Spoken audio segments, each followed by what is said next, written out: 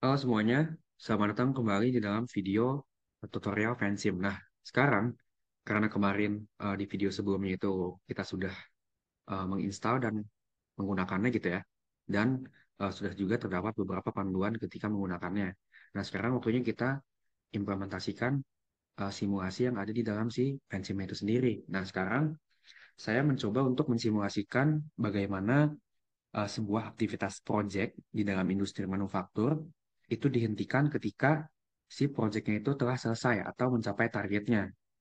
Nah, di sini sebelum masuk ke studi kasusnya, saya akan coba jelaskan hasil dan manfaat yang akan dicapai ketika rekan-rekan melakukan simulasi ini. Yang pertama adalah model ini memastikan atau simulasi ini memastikan project diselesaikan tepat waktu dan sesuai dengan anggaran bagi si uh, project manajernya, yang mana di sini dapat memonitor dan menyesuaikan aliran kerja berdasarkan pencapaian atau target pekerjaannya.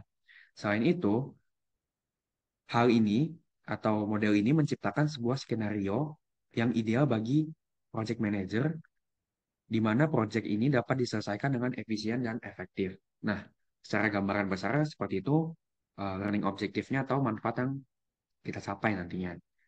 Lalu kita ke bagian sebuah studi kasus. Nah, di sini studi kasusnya adalah dalam sebuah pabrik manufaktur, ada sebuah project manager yang ditugaskan untuk memproduksi produk smartphone ya, sebesar 1.000 unit.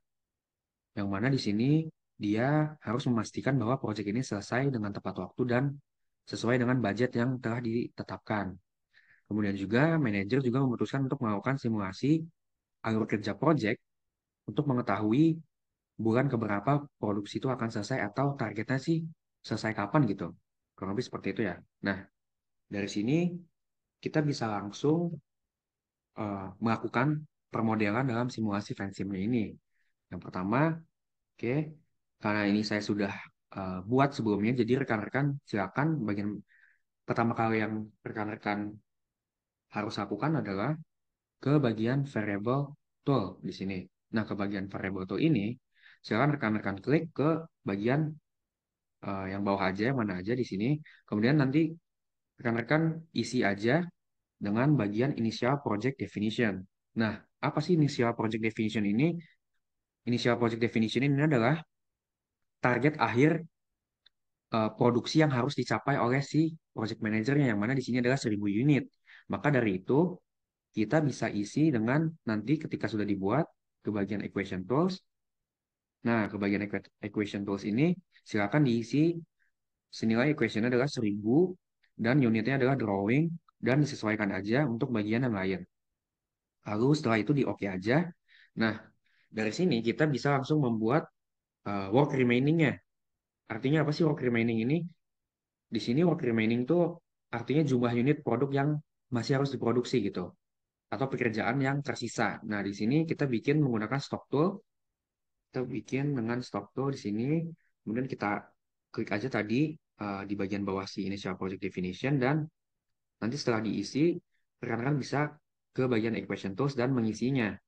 Nah, di sini equation-nya adalah integer dalam kurung min workflow. Artinya apa sih? Di sini adalah setiap bulan eh, ini dihitung dengan mengurangi jumlah unit yang ada di dalam si workflow-nya ini. Nanti workflow-nya akan dijelaskan setelahnya.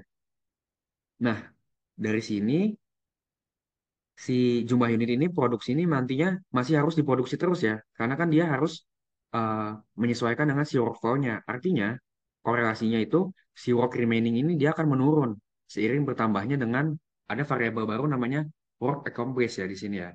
Nah, sebelum masuk ke sana, kita buat dulu aja di sini initial value-nya, initial project definition. Unitnya sama bagian grupnya disesuaikan aja. Nanti saya akan screenshot juga dan saya akan masukkan ke dalam deskripsi grup untuk penjelasan lebih detailnya lagi ya secara dokumen. Kita oke aja. Nah, dari sini langsung ke bagian arrow langsung disambungin aja. Nah, dari situ setelah disambungkan, kita bikin yang tadi variabel ketiga yaitu work complete atau pekerjaan yang telah diselesaikan. Setelah dibuat masih sama dengan menggunakan stock tool, kita klik aja di sini, terus kita isi dan habis itu kita ke bagian. equation tool kita klik. Oke. Nah, di sini equationnya adalah workflow aja dengan initial value yang nol. Artinya apa sih? Di sini adalah jumlah unit produk yang sudah diproduksi. Artinya setiap bulan ini bertambah sesuai dengan kecepatan produksinya atau workflow-nya. Nanti setelah ini kita akan bikin workflow-nya. Nah, korelasinya si work accomplished ini bertambah setiap bulan dengan jumlah yang ditentukan oleh si workflow-nya. Nah, setelah kita bikin work remaining dan work accomplished, kita bikin yang si workflow-nya. Kita bikin hal yang menjembatani antara work remaining dan work accomplished-nya dengan cara di sini foto, kita klik aja dan kita sambungin aja dan kita ketik juga bawahnya adalah workflow. Nah, setelah itu kita langsung ke equation tools-nya aja di sini. Nah, equation tools-nya mencerminkan si workflow ini kecepatan produksi, yaitu unit yang diproduksi dalam setiap bulannya atau targetnya. Yang mana di sini, jika proyeknya belum selesai, artinya si proyek itu belum mencapai target, maka dilambangkan project is done sama dengan 0. Kemudian kecepatan produksinya adalah 100 unit per bulannya, akan sama gitu. Kalau misalkan proyek itu selesai, dilambangkan dengan project is done sama dengan 1, di sini artinya kecepatan produksinya akan berubah menjadi 0. Nah, artinya korelasinya workflow ini ditentukan dengan status project atau project is done. Nah, project is done ini kita akan bikin dulu tentunya. Nah, jadi sebelum masuk ke bagian workflow ini, nanti rekan-rekan bisa langsung bikin project is done dulu ya di sini ya. Nah, nanti setelah itu, setelah kita bikin project is done, oke, kita buat aja project is done-nya menggunakan di sini variable tool masih sama seperti dan kita langsung isi equation-nya.